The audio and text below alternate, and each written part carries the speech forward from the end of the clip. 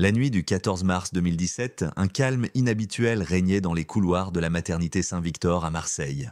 Les néons diffusaient une lumière pâle sur les murs couleur ivoire et seules les machines rythmèrent l'atmosphère par leur bip régulier. Dans la chambre 312, une jeune mère, Amélie Morel, venait de s'endormir, épuisée par 14 heures d'accouchement. Son fils, Jules, âgé de moins de 24 heures, dormait paisiblement dans le berceau transparent placé à quelques centimètres de son lit. Vers 3h45, une ombre traversa le couloir du service néonatal. Les caméras de surveillance, bien que légèrement décalées, enregistrèrent une silhouette vêtue d'une blouse blanche et d'un masque chirurgical. Rien de suspect en apparence, le personnel de nuit portait la même tenue. Pourtant, à cet instant précis, cette silhouette franchit une porte qui aurait dû rester verrouillée. Quelques minutes plus tard, le silence fut rompu par le cri bref d'un nouveau-né. Une infirmière en poste leva la tête, écouta, puis reprit sa saisie sur le clavier. Les nourrissons pleurent souvent la nuit. Elle n'imaginait pas que ce cri serait le dernier entendu de l'enfant Morel avant sa disparition. À 4h08, lorsqu'Amélie se réveilla en sursaut, le berceau était vide. Elle pensa d'abord qu'une infirmière avait emmené son bébé pour un contrôle. Mais en appuyant sur la sonnette d'appel, son instinct maternel lui souffla que quelque chose n'allait pas. 2 minutes plus tard, une aide-soignante entra. Elle ne savait rien. Une seconde, puis une troisième membre du personnel arrivèrent, incrédules. En quelques instants, la chambre se remplit de murmures, de regards affolés, d'allers-retours précipités dans le couloir. L'alerte interne fut déclenchée à 4h32. Le service de sécurité verrouilla les ascenseurs, puis les issues principales. Les policiers du commissariat du Vieux-Port furent prévenus. Un nourrisson venait d'être enlevé dans un hôpital public. La nouvelle se répandit à une vitesse fulgurante. À l'aube, les premiers journalistes s'attroupaient déjà devant les grilles de la maternité, leurs caméras braquées sur la façade blanche encore éclairée par les gyrophares. Marseille, habituée aux faits divers violents, découvrait avec stupeur une affaire d'une toute autre nature. Un vol d'enfants au cœur d'un établissement médical, sous la surveillance d'un personnel formé et de caméras actives. Pendant que la police scientifique inspectait les lieux, Amélie Morel, blême, restait prostrée sur son lit. Autour d'elle, les mots semblaient flotter sans atteindre sa conscience. Procédure, sécurité, identification scellée. Elle n'entendait plus qu'un son, le battement désordonné de son propre cœur. Les agents procédèrent aux premières vérifications, les badgeuses, les registres des visites, les relevés de vidéosurveillance. Rien d'anormal jusqu'à cette fameuse silhouette en blouse. Le visage restait invisible, masqué, et la caméra suivante, censée filmer l'escalier de secours, était hors service depuis 2 jours. Une coïncidence qui, dès le départ, éveilla la méfiance des enquêteurs. À 6h du matin, un plan d'urgence régional fut déclenché. Barrage routier, alerte dans les maternités voisines, messages diffusés dans toutes les pharmacies et pédiatries du département. Les autorités craignaient qu'une femme ayant récemment fait une fausse couche ou incapable d'avoir un enfant ait prémédité cet enlèvement. Le scénario n'était pas inédit, mais il demeurait rare. L'inspectrice principale, Claire Dufresne, fut désignée pour diriger les opérations. En franchissant les portes de la maternité, elle comprit immédiatement que chaque minute comptait. Un nourrisson, c'est une course contre le temps, confiera-t-elle plus tard. Son équipe interrogea le personnel. Aucune trace d'effraction, aucun badge manquant, aucun cri entendu. Le mystère paraissait total. À 7h15, la vidéosurveillance extérieure révéla un élément crucial. À 4h23, une berline grise, non répertoriée dans les fichiers du personnel, quitta le parking réservé du personnel hospitalier. Les plaques, partiellement lisibles, semblaient falsifiées. La caméra de sortie montrait brièvement un siège auto à l'arrière. Pour Amélie Morel, les heures qui suivirent s'étirèrent comme une torture. Le personnel médical tenta de la maintenir sous surveillance psychologique, mais la jeune femme exigeait de sortir, de chercher elle-même. Les policiers durent la retenir. Chaque sortie non autorisée peut compromettre l'enquête, lui expliqua calmement l'inspectrice Dufresne. Elle acquiesça sans un mot, les yeux fixés sur la porte. Dans la salle du personnel, les agents multipliaient les hypothèses. Certains évoquaient une faille informatique. Les serrures électroniques pouvaient-elles être piratées? D'autres soupçonnaient une complicité interne. Comment expliquer sinon que l'auteur ait su éviter précisément les zones filmées? Vers midi, un témoin spontané se présenta. Une patiente du service maternité, réveillée cette nuit-là pour allaiter, affirma avoir aperçu une silhouette féminine portant une blouse et un masque, tenant un bébé contre elle. « J'ai cru que c'était une infirmière, je n'ai rien dit », balbutia-t-elle. Cette déclaration renforça la thèse d'un enlèvement prémédité. Les heures passèrent. À la préfecture, un communiqué officiel fut diffusé. Appel à témoins, enlèvement du nourrisson Jules Morel, né le 13 mars 2017, à la maternité Saint-Victor de Marseille. Toute personne disposant d'informations est invitée à contacter la police au 17. La photographie du bébé, un minuscule visage emmitouflé dans une couverture bleu clair, circula sur toutes les chaînes nationales. Le pays entier retint son souffle. Sur les plateaux télé, les experts débattaient comment une telle chose pouvait-elle se produire dans un hôpital moderne. Les réseaux sociaux s'enflammèrent, relayant théories et spéculations. Certains internautes affirmaient que la mère aurait simulé l'enlèvement. D'autres évoquaient un trafic de nouveau-nés. Le déferlement d'opinion rendit l'affaire encore plus douloureuse pour les proches. Pendant ce temps, dans les locaux de la police judiciaire, un détail capté par la caméra du parking attira l'attention. La berline grise appartenait à un homme domicilié à Aubagne, ancien employé d'une société de nettoyage sous-traitante de la maternité. Licencié 2 mois plus tôt, mais le véhicule avait été revendu récemment. La piste demeurait floue, mais suffisante pour relancer les recherches. Dans l'après-midi, la procureure de Marseille convoqua la presse. Elle annonça l'ouverture d'une information judiciaire pour enlèvement et séquestration de mineurs de moins de 15 ans. Les mots résonnèrent comme un coup de tonnerre. Pour Amélie, hospitalisée sous sédatif, le monde venait de basculer. Elle n'était plus une jeune mère comblée, mais la protagoniste involontaire d'un drame national. La nuit suivante, tandis que les enquêteurs reconstituaient la chronologie minute par minute, une autre image apparut sur les écrans, celle d'une femme aux cheveux sombres, filmée à 4h17, entrant dans le couloir du service, son badge masqué par sa manche. La résolution était faible, mais un détail frappa l'équipe. Une montre argentée à bracelet large, identique à celle portée par une infirmière récemment absente pour raisons familiales. Cette découverte fut transmise discrètement à la hiérarchie. Avant toute confrontation, il fallait vérifier. L'inspectrice Dufresne, prudente, ordonna la perquisition du domicile de la soignante. Rien, sinon des jouets d'enfants neufs encore emballés, mais un sentiment d'urgence s'imposa. Si l'hypothèse se confirmait, le nourrisson était peut-être encore en vie, quelque part dans les environs de Marseille. Au petit matin, le dispositif s'étendit jusqu'aux communes voisines. Des affiches furent de placardées sur les stations-service, les péages, les supermarchés. Des bénévoles se proposèrent spontanément pour distribuer les avis de recherche. Dans les journaux, les unes titraient « Bébé volé à la maternité, la France sous le choc ». Et pendant que la ville se couvrait de visages en noir et blanc, l'inspectrice Dufresne, penchée sur une carte de la région, traçait un cercle rouge autour de Marseille. 20 kilomètres à la ronde, une zone à fouiller, maison par maison. Le temps jouait contre eux, mais chaque heure nourrissait d'une lueur fragile d'espoir. Cette lueur allait bientôt vaciller. Au lendemain du drame, Marseille s'éveilla dans une atmosphère d'incrédulité. Dans les cafés du Vieux-Port, les conversations d'habitude bruyantes s'étaient tues. Les journaux étalés sur les comptoirs montraient tous la même image. Le visage minuscule de Jules Morel, emmitouflé dans sa couverture bleue, surmonté d'un titre qui glaçait le sang, « Un nourrisson volé à la maternité Saint-Victor ». Les habitants lisaient, secouèrent la tête, cherchant à comprendre comment un tel acte avait pu se produire ici, dans une ville déjà marquée par tant de drames, mais jamais par quelque chose d'aussi intime, d'aussi impensable. À quelques kilomètres de là, dans le quartier du Rouet, Amélie Morel n'avait toujours pas quitté l'hôpital. Son visage pâle trahissait l'épuisement et la douleur. Autour d'elle, les psychologues se relayaient, essayant de la maintenir consciente, ancrée dans la réalité. Les médecins avaient hésité à lui administrer des calmants plus puissants. Elle refusait obstinément. « Si je dors, il meurt seul », répétait-elle d'une voix presque inaudible. Son mari Mathieu, un jeune pompier volontaire, avait été prévenu dans la nuit. Lorsqu'il était arrivé à la maternité, les policiers bouclaient déjà le service.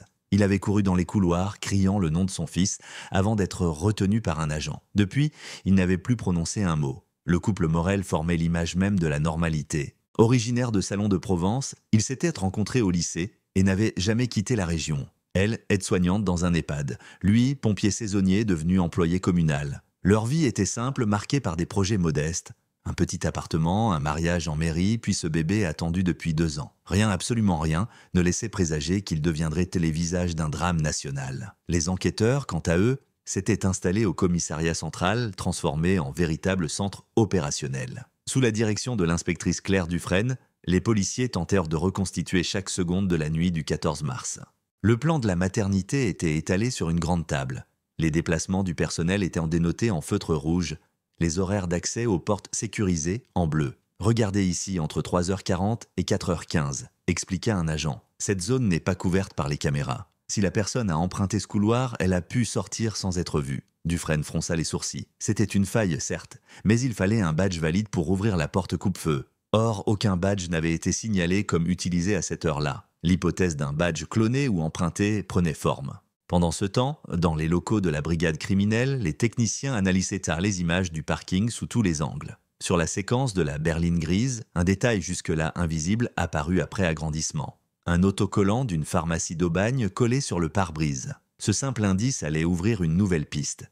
Les équipes furent immédiatement dépêchées sur place. La pharmacie confirma avoir vendu, 2 semaines plus tôt, des biberons et du lait premier âge à une cliente nerveuse parlant peu, mais impossible à identifier. Elle avait payé en espèces. L'inspectrice Dufresne savait que le temps jouait contre eux. Chaque heure écoulée diminuait les chances de retrouver l'enfant vivant. Les médias accentuaient la pression, les plateaux télé multipliaient les débats, certains dénonçant un dysfonctionnement de l'hôpital, d'autres évoquant un acte désespéré d'une femme en souffrance psychique. Mais pour la police, il ne s'agissait plus de théorie. Il fallait retrouver un bébé de 2 jours, disparu sans trace. Les jours suivants, la ville entière se mobilisa. Des habitants imprimèrent eux-mêmes des affiches. Des associations diffusèrent l'avis de recherche dans toute la région PACA. Les appels affluaient au standard de la PJ. Des témoins disaient avoir vu une femme portant un nouveau-né dans la rue. D'autres affirmaient avoir entendu des pleurs dans un immeuble désaffecté. La plupart de ces témoignages s'avérèrent faux ou invérifiables. Mais un appel retint l'attention.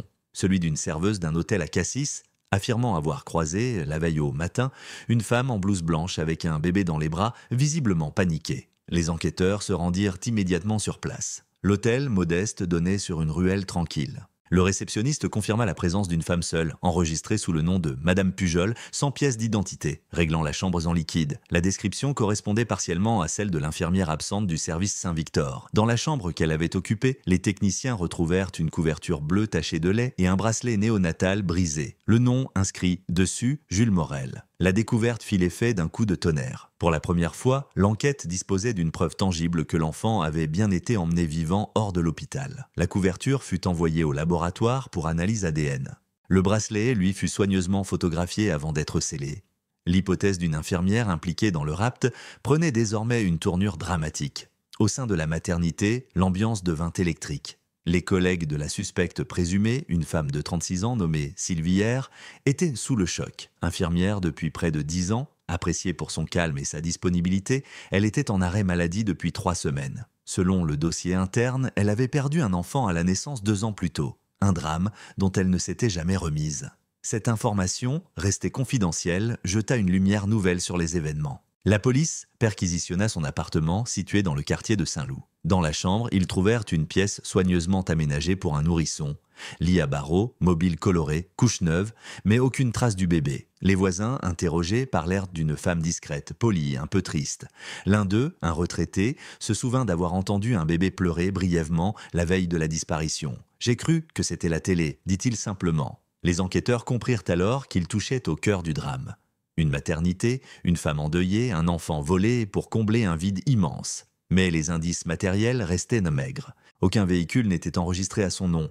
Aucun témoin ne l'avait vu depuis 48 heures. Les caméras de la gare Saint-Charles et des autoroutes voisines furent passées au crible. À 6h02, le matin même de la disparition, une image montrait une femme portant un bébé montant à bord d'un train régional à destination de Toulon. L'image était floue, mais la silhouette correspondait. L'ordre fut donné d'alerter toutes les gares de la ligne. À Marseille, la tension monta d'un cran. Amélie et Mathieu furent informés de cette nouvelle piste. L'espoir renaquit, fragile, presque douloureux. « Si elle est partie avec le train, alors il est encore en vie », murmura Amélie, les mains tremblantes. Mais au même moment, un message radio interrompit les recherches ferroviaires. La SNCF signalait un incident dans un train à hauteur de la Ciotat. Une passagère en état de choc venait d'être retrouvée dans les toilettes, un nourrisson dans les bras. Les policiers furent dépêchés sur place. En quelques minutes, les images de la gare firent le tour des rédactions. Une femme hagarde, couverte d'une couverture, tenant un petit corps contre elle. Son visage paraissait perdu, comme absent. L'enfant fut immédiatement transporté à l'hôpital Sainte-Marguerite pour examen. Mais l'histoire, loin de s'achever, allait encore s'obscurcir. Car si le bébé retrouvé semblait correspondre à la description de Jules, une anomalie glaça les médecins dès les premières analyses. Le bracelet, cette fois, portait un autre nom. Et dans l'esprit d'Amélie Morel, un doute terrible venait de naître. Lorsque l'inspectrice Claire Dufresne arriva à l'hôpital Sainte-Marguerite, la tension était palpable. Des journalistes attendaient Johnny déjà devant les grilles, flairant un dénouement imminent. À l'intérieur, dans une pièce stérile au mur d'un blanc presque agressif, une équipe médicale s'affairait autour d'un nourrisson emmailloté dans une couverture grise. L'enfant, minuscule, respirait faiblement. Son visage, à peine visible, semblait paisible. Mais ce calme apparent dissimulait une incertitude terrible. Personne ne savait encore s'il s'agissait bien du petit Jules Morel. L'inspectrice s'approcha du médecin de garde, un homme aux traits tirés. « Il était vivant », confirma-t-il, mais déshydraté, en hypothermie légère.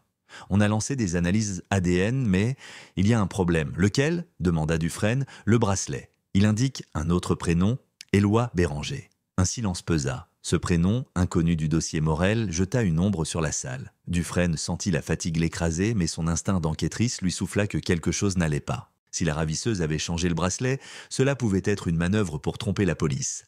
Mais alors, où était le vrai Jules ? La femme retrouvée dans le train, elle, se trouvait en salle d'observation psychiatrique. Son visage était celui d'une mère endeuillée, à la fois vide et implorant. Elle s'appelait bien Sylvie R, l'infirmière disparue depuis plusieurs jours. Lorsqu'on lui demanda le nom de l'enfant, elle répondit simplement « C'est mon fils ». C'est Éloi. Elle refusait de parler davantage. Aucun mot sur la maternité, sur la nuit du 14 mars, ni sur le bébé Morel. Son silence obstiné transformait chaque minute d'attente en supplice pour les enquêteurs. Au commissariat, la nouvelle se répandit vite. Un bébé retrouvé, une suspecte arrêtée, mais rien de certain. Les médias, eux, annoncèrent déjà la fin de l'affaire, évoquant le sauvetage miraculeux du nourrisson volé. L'inspectrice Dufresne fulmina. Cette précipitation risquait de provoquer un désastre émotionnel si les tests confirmaient le contraire. Dans une pièce isolée, elle observa longuement la suspecte. Sylvie R ne paraissait ni manipulatrice ni violente, juste brisée. Ses doigts jouaient nerveusement avec le bord de la couverture qu'on lui avait donnée. Par moments, ses lèvres remuaient comme pour bercer un enfant invisible. « Sylvie, je m'appelle Claire », dit doucement l'inspectrice. « Je ne suis pas là pour vous juger, mais j'ai besoin de savoir. L'enfant que vous aviez avec vous, d'où vient-il » Un long silence, puis un murmure. « Il vient de moi. C'est le mien, on me l'a pris, alors je suis venu le reprendre. » Dufresne sentit un frisson lui parcourir la nuque. Elle savait qu'elle venait de toucher le cœur du drame, une confusion entre deuil et délire. Sylvie R n'avait pas volé un enfant au hasard, elle avait volé un fantôme qu'elle croyait sien. Pendant ce temps, au service de néonatologie, les analyses ADN livrèrent dans leurs premiers résultats. L'enfant retrouvé n'était pas Jules Morel. L'annonce fut transmise avec précaution à la direction d'enquête. Dufresne ferma les yeux un instant avant de composer le numéro d'Amélie. La voix de la jeune mère tremblait à peine. « Dites-moi qu'il est vivant, s'il vous plaît. » Mais Dufresne ne répondit pas tout de suite. Il n'y avait rien à dire. L'espoir venait de s'effondrer à nouveau. L'affaire prit une tournure encore plus étrange. Qui était ce petit Éloi Béranger ? Son identité ne correspondait à aucun registre de naissance dans la région. Aucune disparition d'enfant ne portait ce nom. Comme si l'enfant lui-même n'existait nulle part. Les enquêteurs fouillèrent l'appartement de Sylvie R, une seconde fois, cette fois-ci centimètre par centimètre. Dans un tiroir, ils découvrirent un petit carnet à spirale couvert d'une écriture fine. À l'intérieur, des notes médicales, des fragments de souvenirs, des phrases incohérentes. « Éloi dort bien ce soir. Il a encore le hoquet. Le docteur dit qu'il va grandir fort. Ils me l'ont pris trop tôt, mais je sais où il le garde. » À la dernière page, il a déjà une phrase encerclée 3 fois. « Je le ramènerai à la maison. » Les mots suffisaient à confirmer ce que les psychiatres redoutaient. Sylvie souffrait d'un syndrome de deuil pathologique, aggravé par une psychose post-traumatique. Son fils, né prématuré 2 ans plus tôt, était mort quelques heures après l'accouchement. Mais dans son esprit, il vivait toujours quelque part, dans une maternité qui n'avait jamais existé. Les autorités médicales avaient bien noté sa fragilité. Après le drame, elle avait suivi une thérapie, puis repris le travail, trop vite sans doute. Sa hiérarchie, pleine de bonne volonté, l'avait affectée dans un service plus calme. Mais la proximité avec les nouveau-nés avait réactivé la plaie. Et lentement, la frontière entre réalité et délire s'était effacée. Pour Amélie et Mathieu, ces révélations furent un choc supplémentaire. Ils avaient espéré un dénouement, pas une énigme. Le couple resta cloîtré dans une chambre de l'hôpital, refusant la présence des journalistes. Les proches, les voisins, les amis défilaient, tentant d'apporter du soutien. Mais les mots, à ce stade, ne servaient déjà plus à rien. Le père d'Amélie résuma d'une voix cassée « Quand tu perds un enfant, le monde s'arrête. Quand on te le vole, il devient fou. » Dans les bureaux de la PJ, Dufresne étudiait de nouveau les vidéos de la nuit du 14 mars. Quelque chose la dérangeait depuis le début, la chronologie exacte. La silhouette en blouse blanche, filmée à 3h47, avait une démarche légèrement différente de celle de Sylvie R, plus rapide, plus nerveuse. Et le bracelet de montre visible sur la séquence n'était pas argenté, mais noir. Un détail infime, presque invisible, mais suffisant pour semer le doute. Et si Sylvie n'avait pas agi seule? Les enquêteurs élargirent bien la recherche. collègues, sous-traitants, visiteurs réguliers. Dans les registres d'accès, un nom revint plusieurs fois, souvent sur des plages horaires nocturnes. Laurent Béranger, technicien de maintenance électrique, le même patronyme que celui inscrit sur le bracelet de l'enfant retrouvé. En retraçant son dossier, la police découvrit qu'il avait travaillé à la maternité Saint-Victor durant plusieurs mois avant d'être transféré sur un autre site.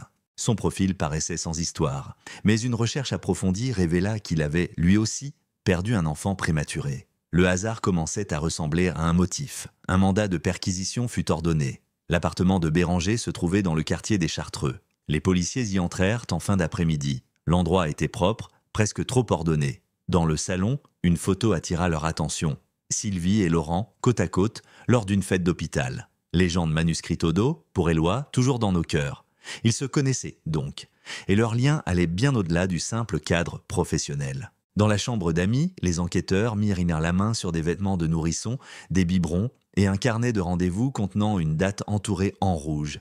13 mars 2017, la veille de la disparition de Jules. Dufresne sentit le sol se dérober sous elle. La thèse d'une ravisseuse isolée s'effaçait pour laisser place à un pacte tragique. Deux êtres brisés par la perte, unis dans une folie partagée. Mais si l'enfant retrouvé n'était pas celui d'Amélie, alors où était le vrai? Le soir tombait sur Marseille lorsque l'inspectrice, accoudée à la fenêtre de son bureau, contempla la ville en silence.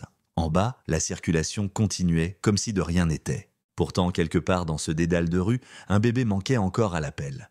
Et pour la première fois, Claire Dufresne eut peur de ne jamais pouvoir le retrouver. Cette peur allait bientôt se transformer en certitude. Les jours suivants furent un tourbillon d'incertitudes. Dans les bureaux de la PJ, les visages se fermaient, les cafés s'enchaînaient et les écrans défilaient sans interruption. L'affaire Morel, initialement présentée comme un rapt isolé, prenait désormais les contours d'une tragédie collective, où le chagrin, la folie et la culpabilité se mêlaient jusqu'à brouiller les repères. L'inspectrice Claire Dufresne, épuisée, ne dormait plus que par fragments. Le visage de Jules, ce petit corps disparu dans la nuit du 14 mars, s'imposait à elle dès qu'elle fermait les yeux. Elle savait qu'à ce stade, chaque minute comptait encore, mais les pistes s'épuisaient. Sylvie R., hospitalisée en psychiatrie sous surveillance, refusait obstinément de parler. Ses réponses restaient fragmentaires, incohérentes, comme issues d'un rêve brisé. « Éloi m'attend ? Il pleure s'il fait trop sombre », murmurait-elle parfois, les yeux perdus dans le vide. Et quand on évoquait Jules, elle se figeait, comme si le nom lui était étranger. Dufresne fit appeler un psychiatre judiciaire. L'homme, d'un ton mesuré, confirma ce que tout le monde redoutait. Nous avons affaire à une psychose à deux, ou du moins à une dépendance délirante partagée. Elle et ce Laurent Béranger ont probablement nourri mutuellement leurs hallucinations. Si ce lien est réel, il pourrait détenir des informations capitales. L'inspectrice approuva d'un signe de tête.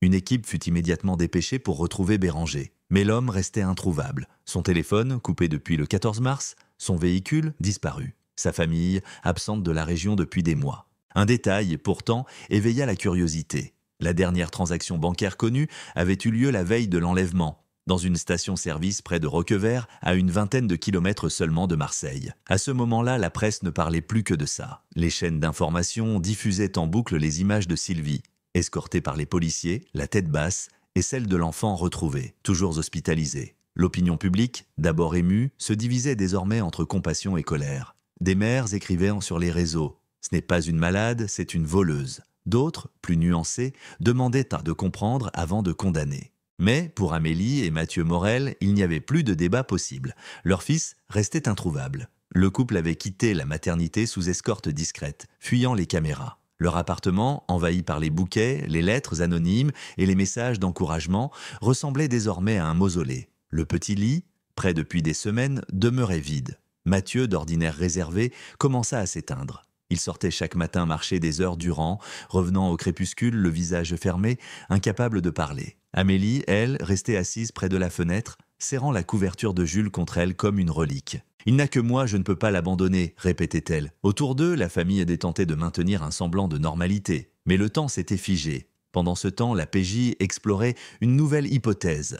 Les registres de badge de la maternité révélaient qu'à 3h12 du matin, la porte du local technique avait été ouverte, juste avant que la silhouette en blouse n'apparaisse dans le couloir. Or, cette porte ne concernait pas le personnel médical, seuls les agents de maintenance y avaient accès. Le badge utilisé appartenait bien à Laurent Béranger. L'inspectrice Dufresne sentit une tension glaciale la traverser. Cela signifiait que tout avait été préparé, que le ravisseur connaissait parfaitement la configuration du bâtiment, les horaires, les angles morts des caméras. Rien d'un acte impulsif. Un plan, un projet, peut-être même une répétition. Les enquêteurs remontèrent les semaines précédant la disparition. Plusieurs témoins se souvenaient d'un homme de maintenance discret, mais toujours présent, souvent aperçu près du service maternité, sous prétexte de vérifications électriques.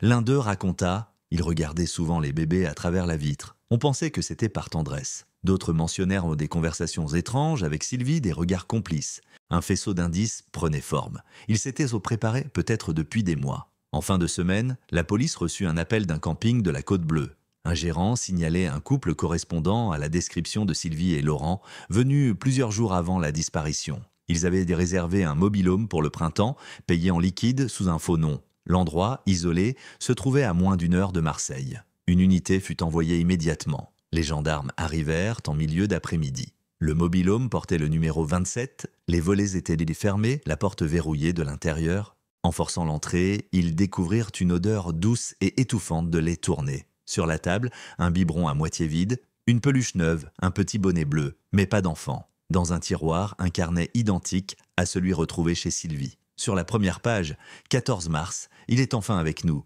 Éloi sourit. Les pages suivantes mêlaient des phrases décousues, parfois contradictoires, comme si deux mains s'étaient relayées pour écrire. L'une d'elles, reconnaissable à l'écriture droite et nette de Béranger, disait « On ne peut pas le rendre. Elle ne survivrait pas ». Le mobile home fut scellé, chaque objet photographié. La trace d'un petit matelas plié, encore tiède, laissait penser qu'un enfant s'y était trouvé récemment. Les chiens de recherche confirmèrent une présence humaine récente, mais l'odeur s'interrompait brusquement à quelques mètres du chemin forestier, comme si le ravisseur avait quitté les lieux précipitamment. Dufresne décida de relancer une opération de ratissage. Les bois environnants furent fouillés pendant 48 heures. On retrouva des traces de lin de pneus, des restes d'un feu, un petit bonnet identique à celui de la maternité, mais aucune trace du bébé. La piste s'arrêtait là, encore une fois, brutalement. La fatigue gagna les équipes. Dans les couloirs du commissariat, certains murmuraient déjà que l'enfant n'avait peut-être pas survécu. Dufresne, elle, refusait cette idée. « Tant qu'on n'a pas de corps, il est vivant », répétait-elle à son équipe. Mais cette conviction devenait de plus en plus fragile. Un soir, en rentrant chez elle, elle découvrit une enveloppe glissée sous sa porte. À l'intérieur, une photo imprimée sur papier mat, un bébé endormi, emmailloté dans une couverture bleue, posé sur un lit simple. Au dos, une phrase écrite à la main « Il dort enfin, laissez-le tranquille ». Le cliché n'était pas daté, mais la couverture était bien celle de Jules. L'inspectrice sentit ses mains trembler. Elle fit immédiatement analyser le papier. Les experts confirmèrent que l'image provenait d'une imprimante domestique, modèle courant. Aucun ADN exploitable, aucune empreinte. Mais l'expéditeur connaissait son adresse personnelle. Quelqu'un, quelque part, observait l'enquête. Pour Amélie, cette découverte, tenue secrète dans un premier temps, fut une lueur d'espoir. « Alors il est vivant », murmura-t-elle lorsqu'on finit par lui montrer la photo plusieurs jours plus tard. Mais Dufresne resta prudente. L'image pouvait tout aussi bien être un leurre. Et si quelqu'un cherchait simplement à manipuler leur douleur? À ce moment du récit, plus personne ne savait où se trouvait la vérité. Entre le délire de Sylvie, la fuite de Béranger et la photo anonyme, la frontière entre réalité et invention devenait impossible à tracer. Dans la lumière grise de la fin mars, Marseille semblait suspendue à une seule question. Jules Morel était-il encore en vie ou n'était-il déjà qu'un souvenir que l'on refusait d'enterrer? Au matin du 28 mars, Marseille s'était réveillée sous un ciel bas, presque métallique. L'air avait cette odeur d'humidité salée qui précède les orages. Dans les locaux de la police judiciaire, l'inspectrice Claire Dufresne fixait la photo posée sur son bureau, celle du bébé endormi sur le lit simple. La couverture bleue, pliée avec soin, ne laissait aucun doute. C'était bien celle de la maternité Saint-Victor. Pourtant, quelque chose dans le cliché la dérangeait. L'image semblait trop calme, trop propre, comme si elle avait été mise en scène. Le papier, d'après les analyses, provenait d'un lot vendu dans un supermarché d'Aubagne. L'encre, bon marché, ne permettait aucune traçabilité. Mais le décor, en arrière-plan, offrait une piste. Un pan de mur avec un motif de tapisserie démodée, beige à fleurs bleues. L'un des enquêteurs crut reconnaître ce motif, celui d'un pavillon de la campagne aixoise dans un quartier pavillonnaire proche de Meyreuil où vivait autrefois un certain Laurent Béranger. Dufresne décida de ne plus attendre les autorisations. Elle embarqua son équipe en fin de matinée, direction Meyreuil. Le lotissement s'étendait au bord d'une petite route bordée de platanes. Les maisons, toutes semblables, dégageaient une impression étrange de tranquillité. La leur, un pavillon beige aux volets bleus, semblait abandonné depuis des semaines. Pourtant, la boîte aux lettres débordait de publicités récentes. Les policiers forcèrent la serrure et pénétrèrent dans le silence. L'intérieur était rangé, presque trop. Sur la table du salon, un verre d'eau à moitié plein, une cuillère et un biberon vide. L'odeur de lait persistait encore dans l'air. Dans la chambre du fond, un berceau, vide. Sur le matelas, un petit gant de laine, minuscule, plié en deux. Dufresne sentit la colère lui serrer la gorge. Tout ici parlait d'un enfant présent récemment, vivant. Et pourtant, encore une fois, ils arrivaient trop tard. Sur un mur, des photos punaisées, paysages de montagne, couchers de soleil. Et au centre, une image déchirée, recollée avec du scotch. Le visage de Sylvière, entouré de cœurs tracés au stylo. Le dossier prenait une dimension intime, presque obsédante. Les deux anciens collègues, unis dans la douleur, semblaient avoir construit un monde parallèle, un refuge imaginaire où leur fils perdu avait repris vie. Ce bébé, Jules Morel, avait été happé dans leur délire collectif, transformé en un substitut. Dans un tiroir, les techniciens retrouvèrent une clé USB. Son contenu glaça la salle d'analyse. Des dizaines de photos, toutes datées des jours précédant la disparition, montraient des bébés dans la maternité photographiés à travers les vitres, parfois zoomés jusqu'à l'excès. La plupart étaient le flou, mais sur 3 d'entre elles, l'enfant d'Amélie était parfaitement reconnaissable. Le fichier portait le nom Éloi 2. Les enquêteurs comprirent que le vol avait été prémédité. Les repérages, les badges, le local technique, tout avait été orchestré depuis des semaines. Restèrent 2 questions essentielles. Où était passé Jules et pourquoi envoyer cette photo à Dufresne? Le soir même, la procureure autorisa l'émission d'un mandat d'arrêt international contre Laurent Béranger. Des témoignages, recueillis après diffusion de son portrait, affirmaient l'avoir vu rôder dans plusieurs villages de la région, seul, parfois à bord d'un vieux fourgon blanc. Certains disaient qu'il dormait dans son véhicule, d'autres qu'il achetait du lait infantile en grande quantité. Mais à chaque fois, il disparaissait avant que la police n'arrive. Le 30 mars, un nouveau signalement changea tout. Un pompiste de la Durance affirma avoir vu, 2 jours plus tôt, un homme correspondant au signalement de Béranger garé sur une aire isolée. Il avait l'air épuisé, nerveux. Je lui ai vendu 2 bouteilles d'eau et du café. Il m'a demandé s'il y avait des gendarmes dans le coin. Le témoin se souvenait d'un détail. À l'arrière du fourgon, un siège auto fixé maladroitement. Cette information relança l'espoir. Dufresne fit immédiatement installer un dispositif de surveillance sur les axes menant vers le Var. Les drones de la gendarmerie furent mobilisés pour repérer le véhicule depuis les airs. Pendant ce temps, Sylvie R. continuait à s'enfermer dans le silence. Mais une infirmière rapporta une phrase qu'elle avait murmurée dans la nuit. Il voulait partir loin, là où la mer se mêle à la montagne. Cette phrase, Dufresne la nota mot pour mot. Elle savait que Sylvie parlait souvent en énigmes, mais ses délires contenaient parfois des fragments de vérité. 2 jours plus tard, les caméras d'un péage près de Sisteron repérèrent en le fourgon blanc. Plaque falsifiée, conducteur seul à bord. Le véhicule prit la direction de Barcelonnette. Le terrain devenait montagneux, difficile d'accès. Les routes, sinueuses, se perdaient entre les pins. Une course contre la montre s'engagea. Les forces de l'ordre établirent un périmètre. L'inspectrice prit la tête du convoi. En fin d'après-midi, ils repérèrent le fourgon garé sur un replat au bord d'un torrent. Le moteur était encore tiède. À l'intérieur, des couvertures, des couches, des biberons vides, mais pas de bébé. Sur le siège conducteur, une lettre, soigneusement pliée. Je n'ai jamais voulu lui faire de mal. Elle croyait que c'était le sien et je n'ai pas eu la force de la contredire. Maintenant, tout le monde sait. Je n'ai plus le choix. Prenez soin de lui. Il est dans le refuge, là où elle disait qu'il serait en sécurité. LB.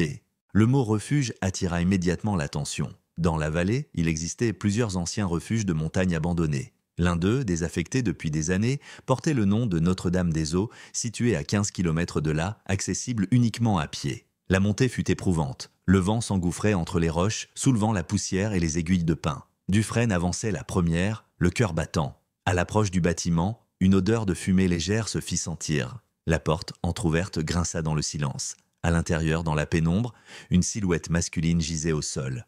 Laurent Béranger, sans vie, une arme à feu à ses côtés. Mais juste à côté, dans un panier couvert d'une couverture bleue, un nourrisson dormait paisiblement. Les agents restèrent mots figés quelques secondes avant que l'un d'eux n'ose s'approcher. « Il respire !» cria-t-il. Le cri résonna dans le refuge comme un écho de soulagement. L'enfant fut immédiatement pris en charge. Son état, bien que fragile, ne présentait aucun signe de maltraitance. Il avait été nourri, couvert, protégé du froid. À ses côtés, un carnet de notes où Béranger avait consigné ses derniers jours. Elle entendait encore pleurer. « J'ai voulu réparer ce que j'ai brisé, mais on ne répare pas la mort. » En redescendant de la montagne, Dufresne resta silencieuse. Dans ses bras, l'enfant endormi semblait étrangement calme, comme s'il avait toujours su que quelqu'un viendrait le chercher. Au poste médical avancé, un test ADN confirma ce que tous espéraient. C'était bien Jules Morel. Mais la joie de la découverte se heurta bientôt à une autre réalité. Sylvie, informée depuis l'hôpital psychiatrique, eut une crise violente. On dut la contenir pour éviter qu'elle ne se blesse. Elle hurlait un seul mot, « Rendez-le-moi !» Cette scène bouleversa le personnel et même certains enquêteurs. Car derrière le crime, derrière la folie, se cachait aussi une détresse humaine immense, celle d'une femme qui avait aimé un enfant qu'elle n'avait jamais eu. Et pour Dufresne, qui avait vu tant de tragédies, celle-ci avait un goût amer. Car si Jules était enfin sauvé, l'histoire, elle, était loin d'être terminée. Le lendemain, un détail inattendu surgit du rapport d'autopsie de Béranger. Son arme n'avait tiré qu'une seule balle, mais le chargeur contenait 2 douilles usagées. Quelqu'un d'autre avait tiré avant lui. Le retour du petit Julien à Marseille fut accueilli comme un miracle. Les chaînes d'information interrompirent leur programme, les journaux titrèrent en lettres capitales « L'enfant retrouvé vivant dans un refuge des Alpes, dans les rues, des inconnus déposaient des fleurs devant la maternité Saint-Victor. Pour la première fois depuis 2 semaines, Amélie Morel put serrer son fils contre elle. Le bébé, endormi, ne réalisait rien de l'émotion collective qu'il suscitait. Autour de la jeune mère, les caméras clignaient, les micros se tendaient, et les visages pleuraient et sans bruit. Mais derrière cette apparente délivrance, une ombre persistait. Car l'homme retrouvé mort dans le refuge, Laurent Béranger, n'était peut-être pas celui qu'on croyait. Son autopsie révéla un détail troublant. Les traces de poudre sur ses mains ne correspondaient pas à la trajectoire de la balle. Autrement dit, il n'avait pas pu se tirer dessus lui-même. Le scénario du suicide s'effondrait.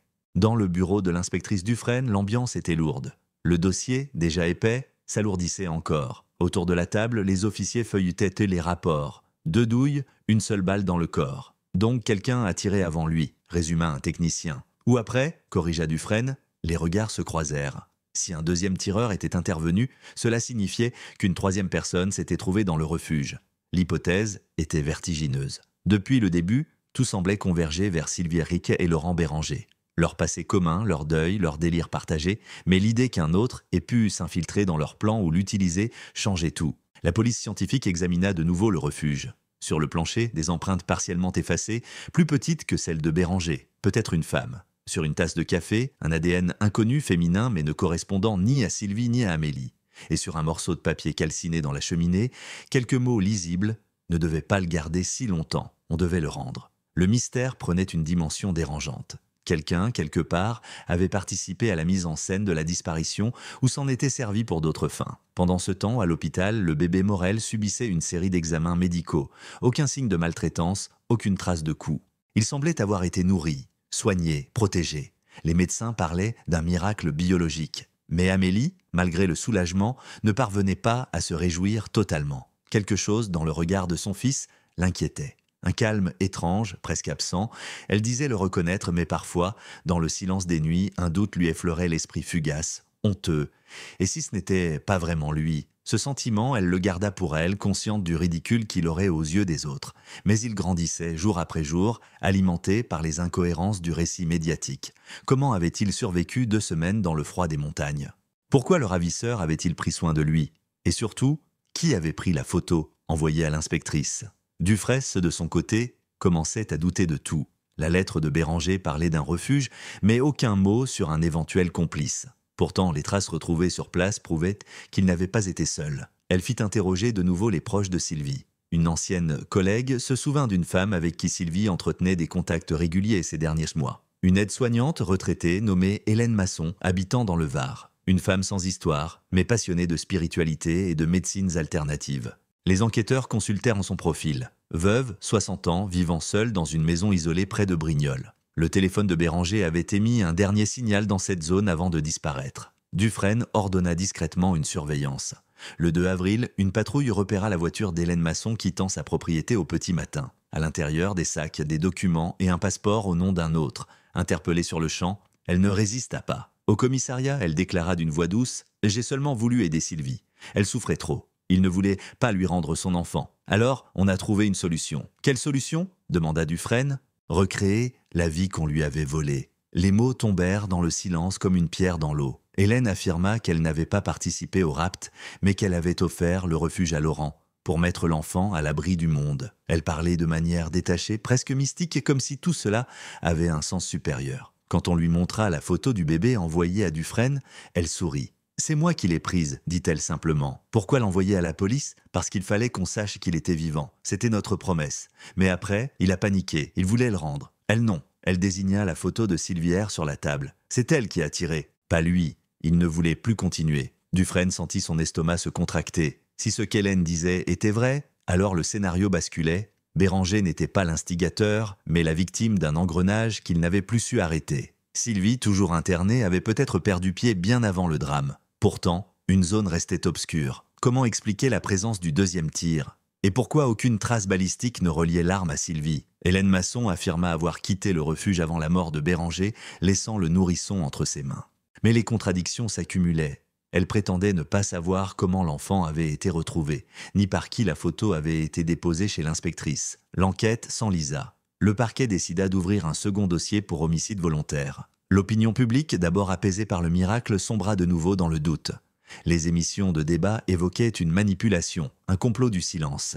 Des journalistes déterrèrent des archives sur d'autres disparitions d'enfants dans la région, ravivant de vieilles peurs. Pendant ce temps, Amélie essayait de reconstruire une vie normale. Les médecins l'encourageaient à reprendre un rythme, à sortir. Mais la jeune mère, hantée par les images du refuge, par le visage de cette femme qui hurlait son nom à travers les journaux, ne parvenait pas à tourner la page. Une nuit, alors qu'elle berçait Jules, elle remarqua une petite tache brune sur son épaule gauche, un grain de beauté minuscule qu'elle ne se souvenait pas avoir vu auparavant. Son cœur s'arrêta une seconde. Elle prit une photo, la compara au cliché pris à la maternité. Sur aucun, la tache n'apparaissait. Elle tenta de se raisonner, l'éclairage, la peau qui change, mais le doute, une fois planté, ne la quitta plus. Et dans un geste qu'elle n'osa confier à personne, elle demanda discrètement une contre-expertise ADN à ses frais. Quand les résultats tombèrent, 10 jours plus tard, tout vacilla de nouveau. Le profil génétique correspondait à 98%, passant une marge d'erreur infime, disait le rapport, mais suffisante pour raviver la peur la plus insondable. Et si ce n'était pas vraiment son fils? Amélie Morel n'avait parlé à personne des résultats de l'analyse. Depuis qu'elle avait reçu l'enveloppe, elle vivait dans un état de tension permanente entre l'amour et la peur. Le papier, soigneusement plié dans un tiroir, semblait brûler la commode de l'intérieur. Chaque fois qu'elle berçait Jules, qu'elle respirait son odeur, le doute revenait. Le bébé qu'elle serrait contre elle était-il bien celui qu'elle avait mis au monde? Les jours passaient, monotones et silencieux. Mathieu, de son côté, semblait vouloir tourner la page. Il avait repris son poste à la caserne, refusant d'évoquer le drame. Leur couple, autrefois soudé, s'effritait dans les non-dits. Amélie observait son mari s'éloigner peu à peu comme si la peur l'avait transformé en un autre homme plus froid, plus distant. Mais la vérité, c'est qu'ils n'étaient là pas les seuls à douter. Dans le bureau de la PJ, l'inspectrice Dufresne relisait pour la énième fois les rapports médico-légaux. Les résultats de l'autopsie de Laurent Béranger, les déclarations contradictoires d'Hélène Masson, la disparition du projectile manquant, rien ne formait une ligne claire. Et plus elle relisait, plus une idée dérangeante prenait forme. Quelque chose dans cette affaire dépassait la simple tragédie individuelle. Elle décida de reprendre les enregistrements des caméras de la maternité. Minute après minute, pixel après pixel, elle observa les couloirs de la nuit du 14 mars. À 3h47, la silhouette en blouse blanche passait devant la caméra. Mais à 3h50, sur un autre angle, une deuxième silhouette apparaissait marchant dans la direction opposée. Même taille, même blouse. 2 personnes, à 3 minutes d'écart. Le rapport initial n'en mentionnait qu'une. Dufresne sentit une sueur froide lui couler dans le dos. Le montage vidéo d'origine avait été compressé par le service technique de l'hôpital, soi-disant pour alléger les fichiers. Une procédure courante, mais qui avait pu effacer des indices essentiels. Elle ordonna immédiatement une restauration complète du disque dur original. Les ingénieurs informatiques travaillèrent 2 jours sans interruption. Le résultat, lorsqu'il fut enfin projeté sur l'écran, glaça la pièce. À 3h51, juste après le passage de la première silhouette, une seconde entrait dans la chambre 312. Le visage était invisible, mais la posture trahissait une nervosité différente. Et sur la manche, une bande fluorescente verte, un marquage que seul le personnel de nettoyage portait cette semaine-là. Autrement dit, il y avait eu 2 intrusions dans la chambre d'Amélie cette nuit-là. Et peut-être 2 bébés emmenés. L'inspectrice sentit le sol se dérober sous ses pieds. Elle demanda immédiatement la liste complète des naissances de la nuit du 13 au 14 mars. 12 en tout. Parmi elles, une naissance passée et presque inaperçue, un petit garçon prématuré, décédé officiellement peu après l'accouchement. Sa mère, une jeune femme sans famille, avait quitté l'hôpital le lendemain avant même d'avoir signé les documents. Son nom, Élodie Béranger, sœur cadette de Laurent. Le puzzle se recomposait lentement, dans un vertige. Et si ce bébé déclaré mort n'était pas mort? Et si, Au moment du drame, 2 nourrissons se trouvaient dans le couloir de la maternité, l'un appartenant au Morel, l'autre à Élodie Béranger. L'erreur, volontaire ou non, devenait possible. Dufresne relança les analyses ADN du bébé retrouvé au refuge, cette fois-ci en les comparant non seulement à Amélie et Mathieu Morel, mais aussi au profil génétique de Sylvie R. et de Laurent Béranger. Les résultats tombèrent 3 jours plus tard. Et ce fut un séisme. Le nourrisson ne correspondait ni totalement au Morel, ni totalement au Béranger. Il présentait un profil hybride compatible avec un échange accidentel ou volontaire de prélèvement. En d'autres termes, les analyses initiales pouvaient concerner un autre enfant. L'idée d'un trafic de nouveau-nés commença à circuler dans les conversations feutrées du parquet. Les médias, tenus à distance, n'en savaient encore rien. Mais à la PJ, le doute grandissait. Une réunion de crise fut convoquée. Autour de la table, la procureure, la direction de la maternité et les enquêteurs. Les visages des étaient étendus. « Il faut envisager que le bébé retrouvé n'est pas Jules Morel », déclara Dufresne d'une voix blanche. Un silence. « Et alors, où est le vrai ?» demanda la procureure. Cette question resta suspendue dans la pièce, lourde, insoutenable. À la maternité Saint-Victor, la direction tenta d'étouffer l'affaire. Le responsable des archives refusa d'abord de transmettre les dossiers médicaux, mais sous la pression du parquet, les documents furent finalement saisis. Ils révélèrent plusieurs irrégularités. Des formulaires de naissance modifiés à la main, des heures de décès rectifiées et des signatures manquantes. Un ancien agent administratif, muté depuis, avait déjà été sanctionné pour falsification de certificats quelques années plus tôt. La théorie d'une manipulation interne prenait corps. Peut-être qu'à l'origine, quelqu'un avait interverti 2 bébés pour masquer la mort d'un enfant ou pour répondre à un chantage. Et dans ce chaos, la folie de Sylvie et Béranger n'avait été qu'une conséquence tragique, pas la cause. Pendant que la police remontait les pistes administratives, Amélie, elle, sombrait peu à peu. Les nuits se succédaient sans sommeil. Le moindre cri de son fils la faisait sursauter. Une fois, au beau milieu de la nuit, elle le réveilla en pleurant, cherchant désespérément sur sa peau une cicatrice qui avait à la naissance une minuscule marque près du nombril. Elle ne la trouva pas. Au matin, elle alla seule jusqu'à la maternité. Le bâtiment, désormais sous surveillance, lui parut étrangement vide. Les couloirs résonnèrent d'un silence pesant. Dans le bureau de l'accueil, elle aperçut une employée qu'elle reconnaissait vaguement. Une sage-femme aux cheveux gris, présente le soir de son accouchement. Amélie s'approcha tremblante. « Vous étiez là cette nuit-là ? Vous vous souvenez de moi ?» La femme hésita, puis hocha la tête. « Oui, vous étiez dans la chambre 312. Vous avez eu un garçon, très beau bébé. Est-ce qu'il y a eu un autre accouchement cette nuit-là ?» La sage-femme blêmit. « Je ne peux pas parler de ça, on m'a interdit. S'il vous plaît, dites-moi la vérité. » La femme hésita longuement, puis, d'une voix basse, lâcha « Ce n'est pas vous qu'on allait appeler la première, cette nuit-là. Il y a eu une autre naissance, une urgence. Le bébé respirait à peine.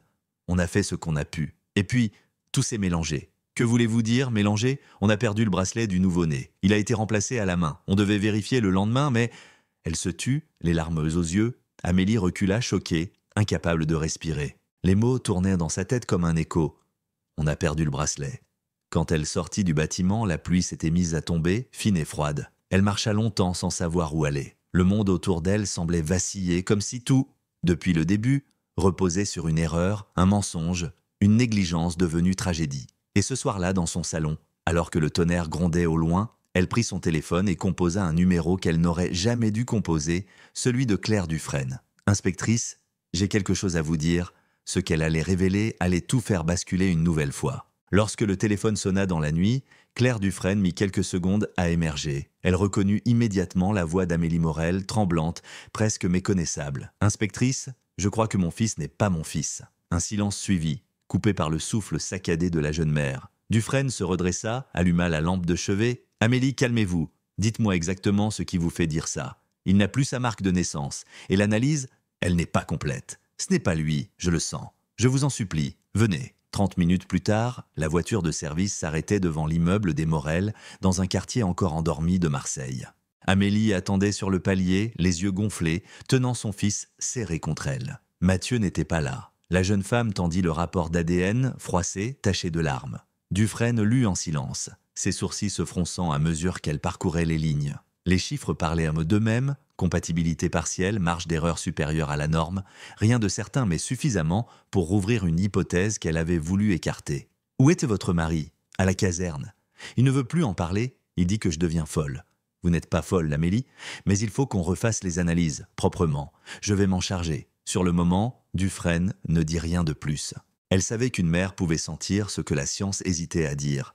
Et ce que ressentait Amélie, c'était une fracture viscérale, une dissonance entre l'instinct et la raison. Le lendemain, un nouveau prélèvement fut effectué sous contrôle judiciaire. Les échantillons partirent au laboratoire central de Paris. Pendant ce temps, l'inspectrice rouvrit le dossier Béranger. Elle fit venir Hélène Masson, la vieille femme du Var, pour un nouvel interrogatoire. Assise en face d'elle, Hélène semblait étrangement sereine, comme détachée du monde. « Pourquoi avoir menti sur le départ du refuge ?» demanda Dufresne. « Parce qu'il n'était pas seul quand je suis parti. Qui était avec lui ? Une femme. Je ne sais pas son nom. Elle disait qu'elle venait de l'hôpital. Elle savait tout, les chambres, les heures, même les noms des bébés. » Dufresne se pencha en avant. « Vous pouvez la décrire ? Brune, la quarantaine, fine. Elle portait un manteau long, beige.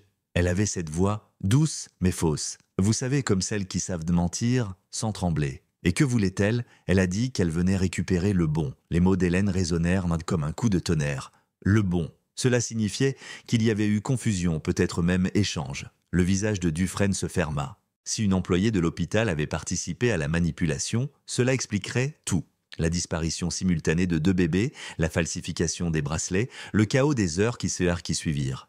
Mais pourquoi ? Par accident ou pour cacher quelque chose de plus grave ? En consultant les registres, elle remarqua une anomalie déjà évoquée mais jamais creusée. Une infirmière de nuit, Nora Bellandi, avait été en poste le soir du drame, mais son badge n'apparaissait sur aucune des portes du service. Or, son nom figurait sur le cahier de garde. Lorsque les policiers se rendirent à son domicile, à Vitrolles, elle n'y était plus. Son appartement semblait déserté depuis plusieurs jours. L'enquête prit un tournant brutal. Les images de surveillance de la gare Saint-Charles montrèrent une femme correspondant à sa description embarquant dans un train pour la frontière espagnole 2 jours plus tôt. Dufresne obtint un mandat de recherche internationale. Mais à Marseille, l'affaire prenait une autre dimension. Le laboratoire de Paris transmit enfin les résultats ADN définitifs. Le bébé, retrouvé dans le refuge, n'était pas Jules Morel. Les probabilités d'apparentement avec les parents biologiques étaient inférieures à 70%. Ce n'était pas une erreur de mesure, mais une certitude. Le véritable fils d'Amélie et de Mathieu restait introuvable. La nouvelle fut gardée secrète quelques heures, le temps d'organiser la communication officielle. Mais dans les couloirs du commissariat, la rumeur se propagea comme une traînée de poudre. Et lorsque Dufresne entra dans la salle d'interrogatoire pour informer Amélie, la jeune mère comprit avant même qu'elle ne parle. « C'est fini, n'est-ce pas ?» « Non », répondit doucement l'inspectrice. « Mais l'enfant retrouvé, ce n'est pas le vôtre. » Amélie resta immobile. Puis, lentement, ses mains se mirent à trembler. « Alors, où est-il » Dufresne baissa les yeux. « On va le savoir, je vous le promets. » Mais cette promesse sonnait creux, car à ce stade, plus personne ne savait où chercher. Les jours suivants, les enquêteurs fouillèrent chaque recoin de la maternité, chaque cave, chaque local technique, chaque entrepôt. Aucune trace du nourrisson. Mais un nouveau témoignage apparut. Une agente d'entretien affirma avoir vu, cette nuit-là, une femme en blouse sortir du service avec un sac volumineux dans les bras. Je croyais qu'elle portait du linge, mais j'ai entendu un petit bruit, comme un gémissement. Elle avait voulu prévenir quelqu'un, mais son supérieur lui avait ordonné de se taire. Pas de scandale, c'est une erreur interne, laisse tomber. Dufresne exigea les noms de la direction de nuit de ce jour-là. À la tête du service, le docteur Boris Lancel, chef obstétricien. Un homme respecté, charismatique, dont la carrière impeccable dissimulait pourtant une zone d'ombre. Il avait déjà été sanctionné pour irrégularité administrative dans une autre maternité 10 ans plus tôt. Le rapport évoquait une erreur de déclaration de naissance. Lorsqu'il fut convoqué, Lancel adopta un ton calme, presque condescendant. « Inspectrice, je comprends votre zèle, mais cette histoire a déjà assez traumatisé tout le monde. Il y a eu une confusion, certes, mais pas de crime. Le bébé Morel a été retrouvé, point final. Non, docteur, ce n'est pas le bon enfant. Et vous le savez. » Le médecin blêmit légèrement, mais se reprit. « Vous n'avez aucune preuve ? Pas encore. » Mais j'ai dû une question. Pourquoi avoir modifié les registres cette nuit-là ? Il resta silencieux. Dufresne s'approcha lentement. « Vous avez voulu couvrir quelqu'un ? Une faute médicale ?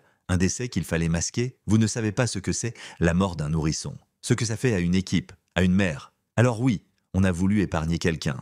Qui ? Une jeune femme. Elle venait de perdre son 2e enfant. On lui a dit qu'il respirait encore, juste pour qu'elle puisse le serrer une dernière fois. Et quand elle s'est endormie, il marqua une pause. Quand elle s'est réveillée, on lui a dit qu'il était vivant. Dufresne sentit le sang lui battre dans les tempes. Et le bébé Morel ? On l'a transféré dans la couveuse voisine. Les bracelets ont été mélangés, ce n'était pas volontaire au début, mais après, il était trop tard. Ces mots s'étouffèrent dans un murmure. Il venait, sans le vouloir, d'avouer l'impensable, l'erreur initiale puis la dissimulation volontaire, l'enfant rendu à la mauvaise mère, et la spirale de folie qui s'était ensuivie. Mais il restait une question. Qu'était devenu le vrai Jules? Lancel affirma qu'il avait été confié à une autre unité pédiatrique pour observation. Mais aucun transfert officiel ne figurait dans les registres. Tout laissait penser que le bébé avait disparu bien avant que l'alerte ne soit donnée. Alors, Dufresne prit une décision. Elle fit rouvrir tous les dossiers de décès de nourrissons de la semaine du 14 mars. Et au milieu des pages jaunies, elle tomba sur un nom qui la fit frissonner. Nourrisson masculin non identifié, transféré à la morgue de l'hôpital Sainte-Marguerite. Le corps n'avait jamais été réclamé. Le lendemain, elle se rendit seule à la morgue, un lieu froid et sans écho. Le responsable lui remit un petit sac scellé contenant les effets du nouveau-né. Une couverture, un bonnet, un bracelet brisé. Sur la bande en plastique, un seul mot inscrit à la main, JM. Le sac scellé pesait à peine quelques centaines de grammes, mais dans les mains de Claire Dufresne, il semblait contenir tout le poids détective de l'affaire. À l'intérieur, la couverture était propre, soigneusement pliée, et le petit bracelet en plastique portait bien les lettres JM.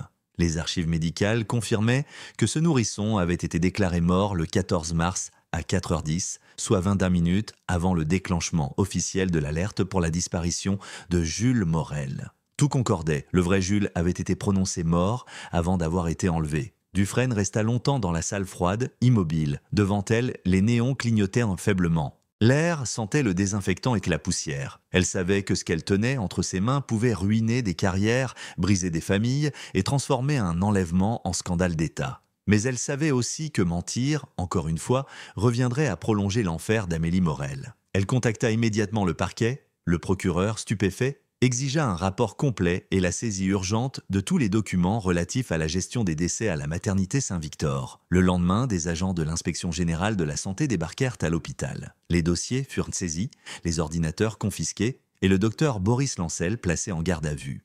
Face aux enquêteurs, il ne tenta pas de nier. « Oui, j'ai signé le certificat de décès du nourrisson Morel », admit-il. Il ne respirait plus, son cœur s'était arrêté. Nous avons essayé de le réanimer pendant 5 minutes, sans succès, mais à cet âge, tout peut basculer. On a cru percevoir un souffle, et au lieu d'annoncer sa mort, j'ai dit qu'il devait être transféré pour observation. J'ai eu peur de me tromper. Alors pourquoi falsifier les registres ? Demanda Dufresne, parce qu'il fallait gagner du temps, et parce que quelqu'un déjà voulait qu'on ne parle plus de cette naissance. Il se tut, nerveux. Qui ? Le directeur ? Le nom tomba comme une lame. Docteur Paul Giraud, directeur de la maternité Saint-Victor depuis 8 ans. Un homme au sourire médiatique, connu pour ses discours sur l'excellence hospitalière. Lorsqu'il fut convoqué, il affirma d'abord tout ignorer de l'affaire. Mais confronté aux documents signés de sa main, il perdit son aplomb. Il avait autorisé, sans déclaration officielle, le transfert du corps du nourrisson Morel vers l'hôpital Sainte-Marguerite, non pas pour autopsie, mais pour étude clinique post-mortem. Une mention illégale ajoutée après coup. C'était pour éviter un scandale, plaida-t-il. Une erreur médicale, une réanimation ratée, ça détruit une réputation. Et puis, le bébé ?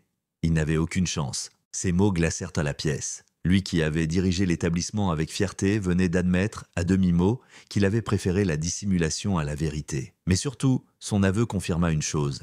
Le bébé retrouvé dans le refuge n'était pas le fils d'Amélie Morel, mais celui qu'on avait présenté comme mort. Le faux décès avait permis à Sylvie et Laurent Béranger de s'approprier un enfant vivant, celui d'une autre femme. Le puzzle s'assemblait dans une logique infernale, une confusion de bracelets, un nourrisson déclaré mort par erreur, une falsification administrative pour cacher la faute, et un couple en deuil qui s'empare du bébé, croyant sauver le leur. Un enchaînement d'événements absurdes, tragiques, où personne n'avait réellement voulu le mal, mais où le mal s'était imposé de lui-même. Pendant ce temps, Amélie fut rappelée au commissariat. Elle arriva sans un mot, le visage blême, les mains vides. Dufresne la reçut seule dans son bureau. Elle posa le petit sac sur la table, lentement, comme on pose une vérité trop lourde pour être dite à voix haute. « Amélie, il faut que vous soyez forte. C'est lui, n'est-ce pas ?» L'inspectrice hocha la tête. Amélie resta immobile, les yeux fixés sur la couverture. Aucune larme ne vint, juste un souffle, à peine perceptible. Alors tout ça, pour rien ? Il n'y avait rien à répondre. Pendant de longues minutes, seul le bruit de la pluie contre les vitres remplit la pièce. Dufresne aurait voulu dire qu'il y aurait justice, que les responsables seraient punis. Mais à quoi bon ? Rien ne réparerait ce qui avait été brisé. Enfin, Amélie parla. « Et l'autre bébé ? Celui qu'on m'a rendu ? Il est en sécurité. Il s'appelle Éloi. C'est le fils biologique d'une autre femme. Et cette femme, elle n'est plus en état de comprendre. » Amélie serra ses mains sur ses genoux, comme pour retenir quelque chose qui menaçait d'exploser. « Je ne veux pas qu'il souffre, lui non plus. » Il n'a rien demandé, puis d'une voix presque chuchotée, « Je l'aime quand même. » Cette phrase, Dufresne ne l'oublia jamais. parce qu'elle contenait à la fois la douleur d'une mère et la tendresse d'une autre, parce qu'elle disait tout du drame humain derrière les faits divers. 2 femmes, 2 bébés, et une société qui, en voulant effacer ses fautes, avait détruit 2 vies. Le procès du docteur Giraud s'ouvrit un an plus tard au palais de justice de Marseille. Les couloirs étaient pleins de journalistes, de familles, de curieux. L'audience, d'une froideur clinique, déroula les faits dans leur chronologie implacable. Les manipulations des registres, le faux transfert, la dissimulation du décès, la fuite de Sylvie R, le suicide de Laurent Béranger. Amélie, appelée à témoigner, parla d'une voix calme, sans colère. Elle raconta la nuit du 14 mars, le berceau vide, les cris, les semaines de recherche, l'espoir, puis la chute. Dans la salle, personne ne bougea. Lorsque le verdict tomba, un silence pesant précéda les flashs des photographes. Paul Giraud, condamné à 10 ans de réclusion pour falsification de documents publics, non-assistance à personne en danger et obstruction à la justice. Le docteur Lancel, lui, écopa de 5 ans avec sursis. Sylvie R fut jugée irresponsable pénalement et internée à durée indéterminée. Hélène Masson fut relaxée, faute de preuves d'intention criminelle. Et Amélie, elle sortit du tribunal sans un mot. Dans ses bras, le petit garçon qu'elle élevait désormais légalement comme son fils. Ni la justice, ni la science, ni l'opinion publique ne purent vraiment dire à qui il appartenait désormais. Le soir, sur la colline de Notre-Dame-de-la-Garde, l'inspectrice Dufresne resta seule face à la ville. Le vent soufflait, les lumières du port scintillaient en contrebas. Elle pensa à tous les dossiers qu'elle avait bouclés dans sa carrière. Des meurtres, des disparitions, des secrets. Mais jamais rien d'aussi humainement déchirant que cette histoire. Un enfant qu'on croyait mort, un autre qu'on croyait sauvé. Et au milieu, des adultes perdus, piégés dans leurs mensonges. Et pourtant, au fond d'elle, une question continuait de la hanter. Si le vrai Jules était mort dès la première heure, qui, alors, avait envoyé la photo du bébé endormi, des semaines plus tard? La réponse allait surgir, inattendue, dans un message anonyme reçu quelques jours avant la clôture de l'affaire. Une simple phrase, sans signature, ce n'est pas fini. Le vrai dort ailleurs. Quelques jours après le verdict, la ville de Marseille retrouva son tumulte habituel. Dans les journaux, l'affaire Morel disparut peu à peu des unes, remplacée par d'autres drames, d'autres indignations. Mais pour ceux qui l'avaient vécu, rien n'était terminé. Sous le soleil pâle d'un matin d'avril, Amélie Morel marchait lentement sur le parvis de la maternité Saint-Victor, désormais rebaptisée Centre d'hospitalier régional Provence-Méditerranée, comme pour effacer la honte passée. Les lettres du nouveau nom brillaient sur la façade, mais derrière cette modernité apparente, les fantômes demeuraient. Elle tenait dans ses bras le petit garçon qu'elle continuait d'appeler Jules, même si la justice lui avait donné un autre nom. Il avait presque 1 an maintenant. Ses yeux, d'un bleu pâle, presque gris, la regardaient avec une innocence qui la désarmait. Pour lui, le monde recommençait à peine. Pour elle, il ne s'était jamais vraiment arrêté. Chaque nuit, elle rêvait encore de ce couloir au néon froid, du berceau vide, du cri étouffé qu'elle croyait avoir entendu. Certains jours, la douleur s'atténuait, remplacée par une tendresse mélancolique. D'autres fois, elle la reprenait de plein fouet, la laissant haletante, les poings serrés. Mais elle avançait pas après pas dans une vie nouvelle, faite de doutes et d'un amour qu'elle refusait d'expliquer. L'inspectrice Claire Dufresne, elle, n'avait pas fermé le dossier. Officiellement, l'enquête était close, mais sur son bureau, un classeur restait à part, étiqueté d'un simple mot « annexe ». À l'intérieur, les copies de la photo anonyme du message reçu après le procès et un rapport complémentaire de la police scientifique. Le message, le vrai d'or ailleurs, n'avait pu être tracé. Il provenait d'un réseau Wi-Fi public, quelque part entre Toulon et hier. Aucune empreinte, aucune piste. Et pourtant, Dufresne n'arrivait pas à l'écarter. Cette phrase l'obsédait comme un fil encore tendu entre le mensonge et la vérité. Elle décida de rouvrir discrètement quelques pistes. Dans les archives de l'hôpital Sainte-Marguerite, elle découvrit un détail que personne n'avait relevé. Le corps du nourrisson J.M. n'avait jamais été formellement identifié par les parents car le transfert s'était fait sans leur présence.